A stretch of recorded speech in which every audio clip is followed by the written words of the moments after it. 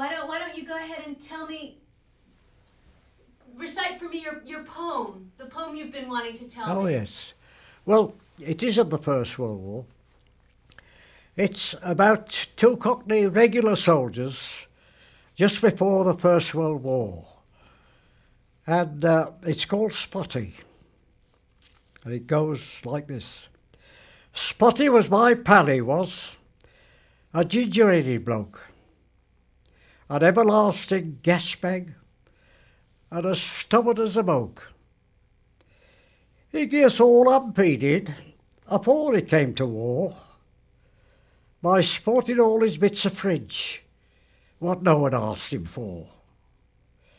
He said to me, old son, he says, you won't stand half a chance when I gets in conversation with them demoiselles of France.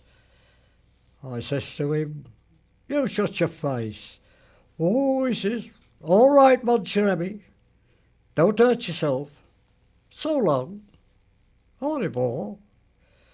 But when we got our orders, you bet we wasn't slow a singing Tipperary. It's a long, long way to go.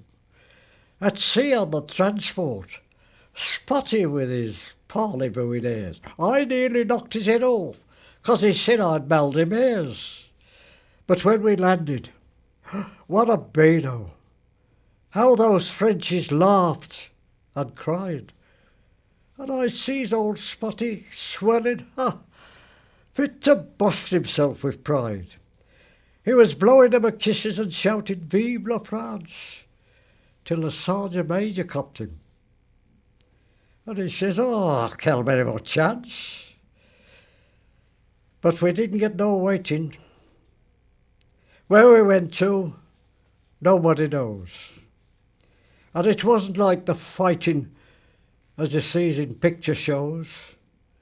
We had days of hell together till they told us to retire. And Spotty's flow of language almost set the water carts on fire.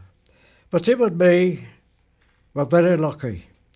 A third of us were dead with their screaming Black Mariahs and the shrapnel overhead. But every time they missed us, and their fire, was murderous hot. I'd spot it up and shout, encore, encore. I said, what's that? He says, that's French for rotten shot.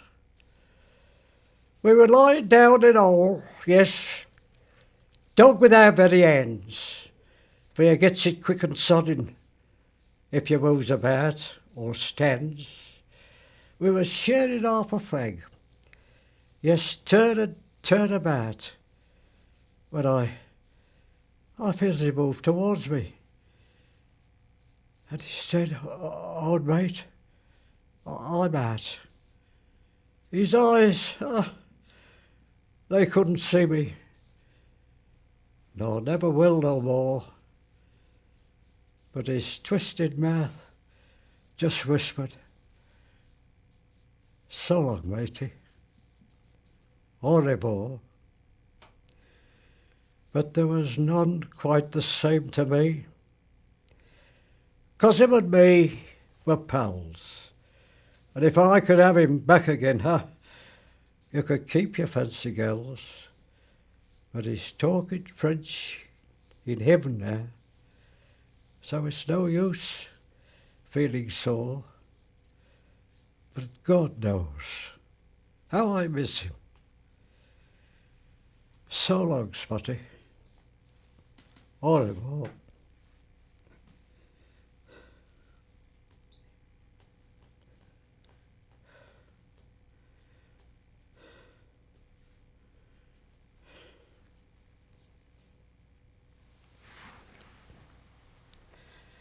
That is a typical example how I've lost many of my friends in the war.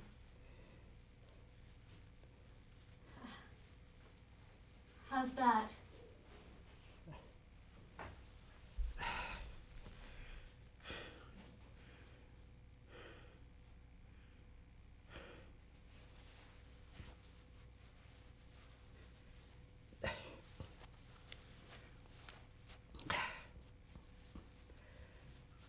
I've said that little monologue for 75 years. I never saw it in print. I heard a man give it out twice, and I remembered it since.